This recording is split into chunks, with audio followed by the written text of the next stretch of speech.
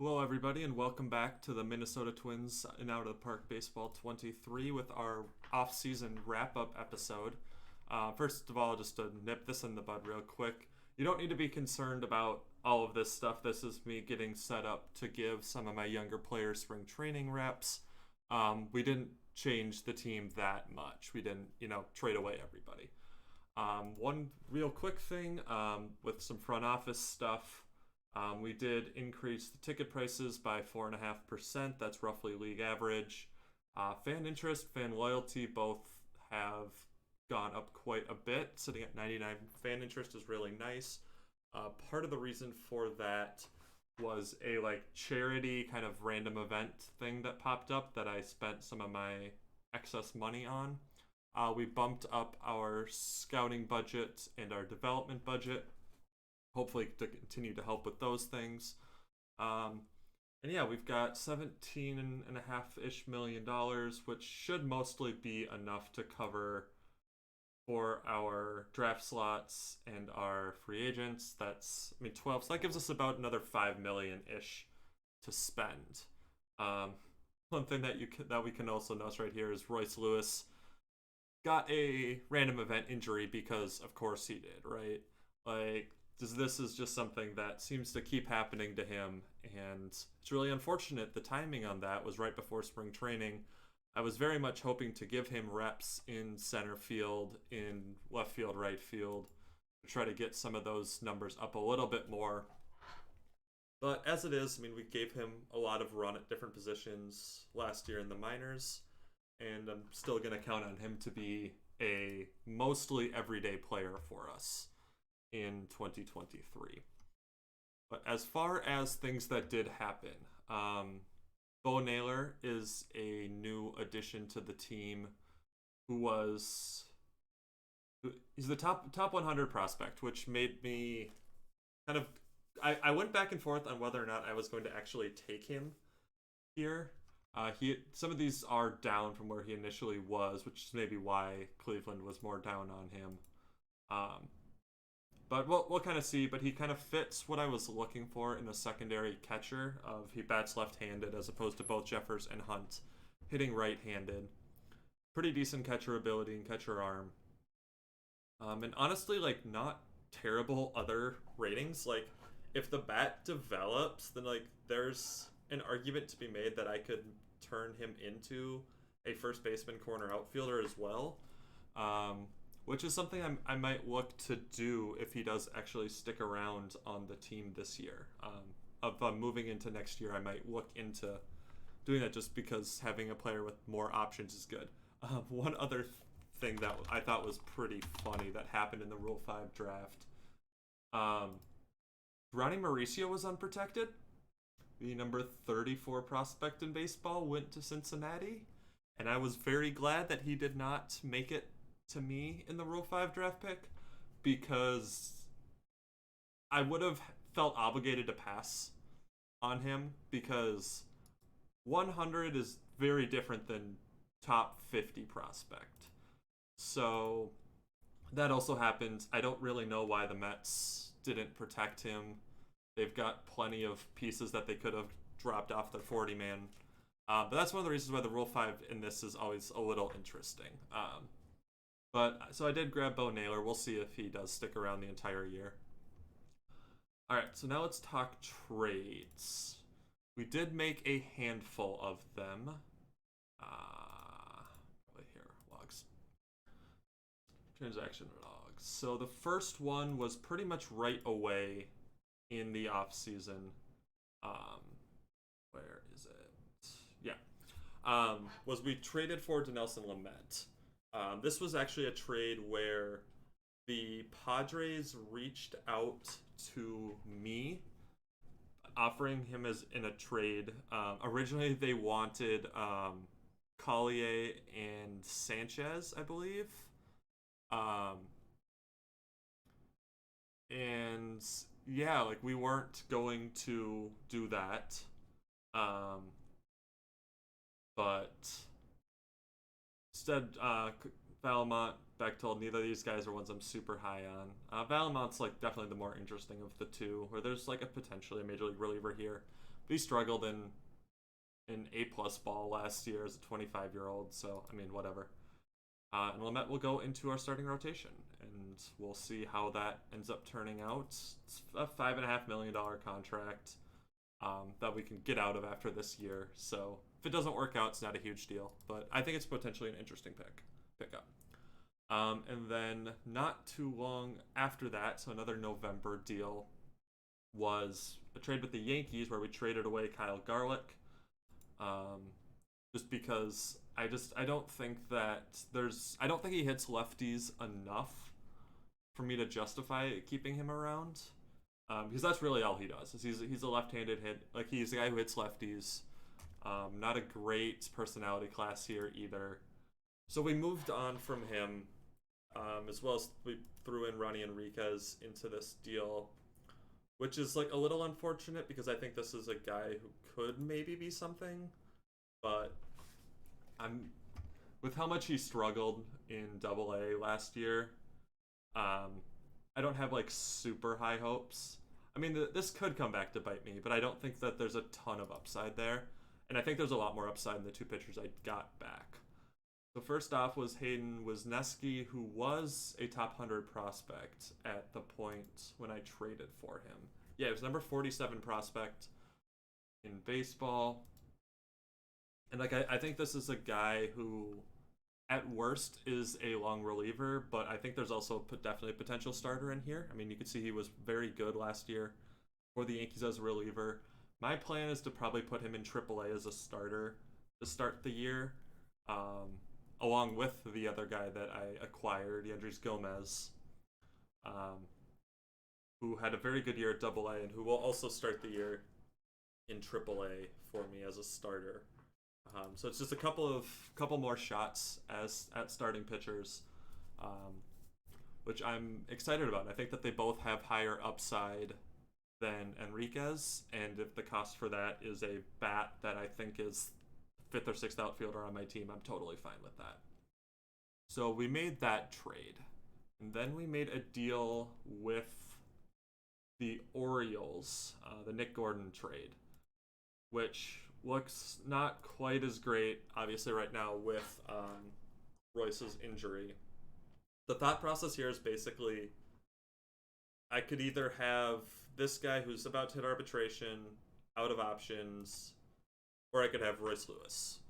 And I would rather have Royce Lewis. So, yeah, I mean, that's pretty much the thing is, and Gordon also can't play center field and out of the park. So we basically decided to make that trade. Mercedes is just another left-handed hitting outfielder. I've got a billion of them. He struggled in rookie ball last year. That's what the Orioles wanted. So we picked up Heston Kjerstad, who I think is a very interesting potential bat, who hit very well in A-ball. The plan is probably to start him in Double A, I believe was what I was thinking this year. Yeah, like this is a guy who should be able to play in Double A. And do pretty well. He is 24, so we'd probably look to see him in the majors either next year or in 24. But I think there's a lot of upside there. And this is just a shot on another relief arm who is really good in A-plus ball, but I don't really care too much about that because he was 25 years old. He should dominate there. But high movement, extreme ground ball. There's definitely a potential arm here. It's definitely reminiscent of Cano, who was pretty good for me last year. So again, just taking a shot on relief arms there. Chance Sisco was drafted by the Tigers. I really don't understand choosing Sisco over Bo Naylor if I'm the Tigers, but I mean, whatever, right? I'll take it. And then the big other trade, I mean, you can see the big free agent signing here as well. When we talk about the trade first, is the Tampa Bay Rays. Specifically, we moved on from Jarrell Cotton. This was definitely our biggest piece we gave up here, who had a good year last year. Don't get me wrong. But if you look at the BABIP here, this is concerning to me. Just this pretty consistently 280, 290 BABIP, dropping all the way down to 246. I mean, that concerns me quite a bit. And I mean, the fly ball pitcher, lower movement, makes me not believe in this .6 home runs per nine. I mean, maybe this comes back to bite me, but I think I have a lot of good relief options that I was very okay making this trade. And even trading the fan favorite, you could tell my fan interest is still pretty high. Cantorino is a piece I don't love giving up here. This is what could potentially come back to bite me. I think he's going to be a good reliever. But the 40 movement extreme fly ball just worries me. I gave up 2 home runs per 9 here, but I mean, it's a lot of good pitches and high stuff as a reliever. So this could bite me. But in a lot of ways, I traded him for Colby White, who I think is just better. Just as a bullpen arm, it's 2 pitches. He's a back end guy,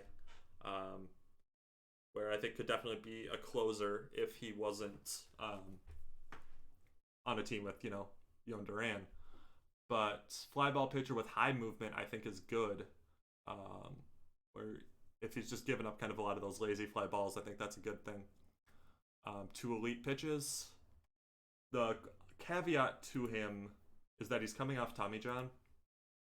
But I'm putting faith in my scout here, where I did a scouting report on him before trading for him. My scout's still super high on him. Coming off of surgery. He's out for a couple more months, yeah.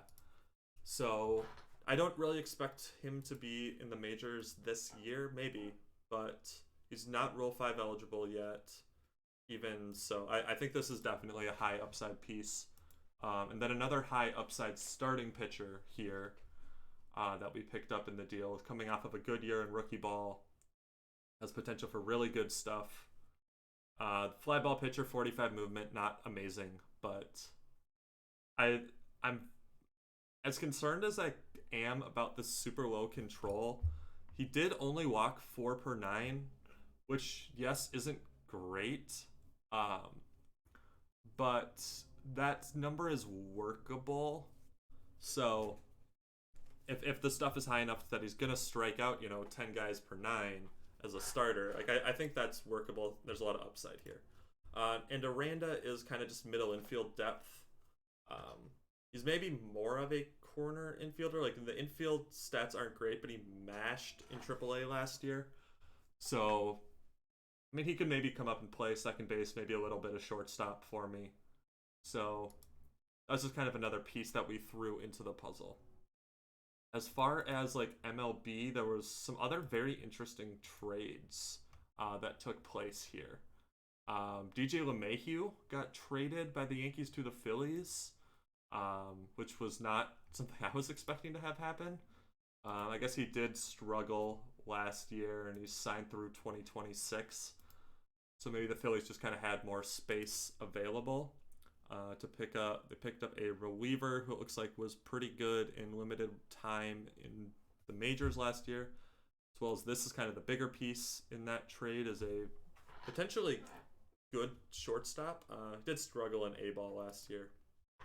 So, Ronnie Enriquez did get moved again for Joe Musgrove. Padres doing a ton of trading of pitchers in this offseason, starting with Lamet, then they deal Musgrove. Austin Wells is the biggest piece here. Potentially good bat. I don't think he's a catcher, but I do think that, I mean, he could play first base, could play corner outfield, be like a third string catcher with a plus bat. So that was an interesting trade. Then I think their other trade they made, where is it? I'll just look it up this way. That they traded for Luis Castillo, which was just made all of their movement just crazy. James Wood, Michael Green, Joel Asensio. Woods looks like is maybe the biggest piece here. Potential big bat. I feel like they probably could have done better than trading than that in that Castillo trade. But potential interesting trade. Let's see. The Dodgers got this guy who looks like a stud, who I haven't heard of, but looks, I mean, he was very, very good as probably their setup guy closer last year. 13 strikeouts per nine, elite stuff. I don't think there was, yeah, this guy is actually a pretty interesting piece. The number 83 prospect in baseball. I mean, I really like that trade for Seattle of giving up a bullpen arm and getting, I mean, even if none of these other guys do anything, where, I mean, there's, I think both of these pitchers are like potential major league pieces. But I mean, that's a top 100 prospect for a reliever. I mean, you take that because they struggled last year. Other trades, Mitch Garver got moved again. I think instead of doing this, I have all of the names written down of people I wanted to look at, so I'll just look at them this way. For Robert Dominguez, who's a, I mean, potential interesting piece. Looks like he was pretty good there. Doesn't look like, yeah, so it looks like this was just a guy in the Mets system they had. Jesse Winker got moved. I was even, he was on the trade block, and I was looking at this kind of a little bit, but they end up trading him for the number 27 prospect in baseball. A couple of big prospect pickups for the Mariners here by trading Munoz and Winker. Blake Snell got traded to the Atlanta Braves. A good year. This was another guy that I did do a little bit of looking into trading wise, but didn't get super far. I feel like they probably could have done better than this. I mean, this is just the middle infield-ish guy. I mean, this is basically the guy that I got as the throw-in from the Rays, but who didn't hit at all last year. So, I'm not super sure about that. I think the Braves definitely got the better end of that deal. And then we had a intercity trade where Marcus Stroman gets traded to the Cubs, or from the Cubs to the White Sox as what looks like basically a salary dump for this guy who looks like a nothing prospect to me. 4 at-bats in rookie ball last year. So yeah, those were the big trades that were made. As far as our free agent acquisitions, really just 2, but they're pretty big ones. One that you might have noticed right away was we signed Aaron Nola. I kind of zoned in on him a little bit in the last video, but fan favorite, high work ethic, high intelligence. The contract is super reasonable here. 4-year, $40 million for a guy that my scout still thinks is an ace. The BABIP is super high last year, so I think he just got a little unlucky. Control's a little bit off, but I have a good defense. I don't think the Phillies probably do. So even though they won the World Series last year, I mean, I very much like this. Let's see. I wonder if I can look at 2022 postseason. Yeah, he got a really good postseason run. 4 starts, 2.12 ERA. I mean, I think if I get anything close to this from him, then I think this contract's going to prove to be an absolute steal. So I'm super happy with that. It does then kind of, bump everybody down a little bit in my rotation. The point that the rotation we're looking at starting the year is going to be Nola, Gray, Maeda, Lamet, and Paddock, which I think is a really, really good starting rotation coming into the year. With obviously kind of all of these guys are all pieces that are probably viable in the majors right now as well if I need them to be. So I love my depth at starter this year. The other pickup was Blake Trinan, who I think is just kind of a more proven version of Yenier Cano. 2.3 million I think is really good for him. A lot of the other stud relievers went for 8 to 10. There was a couple of other people that I was looking at. Greg Kimbrell was a guy who, when I kind of looked at it originally, he showed up as a 70 overall. but I think that Tommy John is going to kill his career, or the torn UCL. Um, so like I looked at it because again it was just that 1.2 million. I was like, well, if he is the guy that my scout originally said he was, then this would be a steal. But that didn't prove to be the case. The other one was I don't remember. But we can go into free agents to kind of look at some of this stuff. Tyler Duffy signs a 3-year, $10 million contract to go blow up for the Dodgers. So that'll be fun watching him implode there. Duvall goes back to Cincinnati. And talk about some of the $10 million deals. Tommy Pham. I think this is a pretty bad deal for Boston. I mean, he was slightly above league average, but I mean, I don't think you want to be paying a 34-year-old that much money. So I think that's not a great contract for them. Rizzo goes to Washington. That's kind of interesting. See if they book up that. Michael Brantley gets a 3-year, $17.8 million deal at the age of 35. I mean, okay, good for him. Adam Frazier to Washington as well. 4-year, $64 million deal. Abreu also jumps within the city. 3-year, $50 million deal at 36. I mean, I guess. Let's see, what other big deals? Oh yeah, Nathan Eovaldi. 5 years, $130 million, coming off of a slightly above average year at the age of 33. It's fragile. I mean, Philly throwing some questionable money, in my humble opinion. Rodon gets a 7-year deal, also from Philly. I mean, there's some question marks here to me for sure. Like, I mean, maybe it's good for the next year or two, but I think that some of these contracts are really going to come back to bite them. Josh Bell gets a 7-year deal from Cincinnati. I mean, a lot of this was stuff that I was just not in on at all. Brandon Belt, 4 years. I mean, this deal is just crazy. Matthew Boyd gets a 6-year, $50 million deal. I mean, like, just look at this comparison, right? Of Matthew Boyd for 6 years or Aaron Nola for 4. Like, give me this Nola deal every day of the week. Justin Turner gets a pretty decent deal here, even at 38. This is sort of what I was talking about with some of the relievers. I'm used to some of these guys not signing right away, and the kind of the amount of money that they want going down with time. But I mean, both of these guys signed pretty early on to 2-year deals. Edwin Diaz signs a 2-year deal to go to the Angels.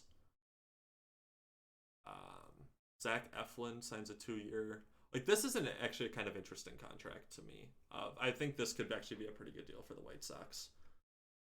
It's definitely similar to my Aaron Nola deal. Xander Bogaerts does go back to Boston on a 5-year, $32 million deal. Lorenzo Cain also to Boston. Iglesias signs a 4-year deal, coming off of probably his best ever year in Colorado. There's Bassett, 5-year, 95. Atlanta definitely buying some starting pitching. Philly like trying to buy starting pitching for sure. Noah Syndergaard. Like I don't hate this contract at all for Philly actually, because it's not like super high risk. I think what I would have liked to do would have been the second year be a team option. But I couldn't find a deal like that for him that I liked. Taylor Rogers goes pretty much right away to Houston, 1 year, 9.6. This was maybe the deal that I would have. I looked into this one a little bit because I would have preferred a lefty to a righty. I would have preferred to bump Thielbar over Cano down a spot, but didn't end up working out. The Joey Gallo signed almost right away to go to the Dodgers, 4 years, $106 million. I don't hate that trade. Yeah, that's some of the interesting free agent stuff that happened. Yeah, this happened on Valentine's Day. Going out on a date and gets hurt. Good job, Royce. But yeah, that is the off season. I think that we're in a pretty good spot moving forward.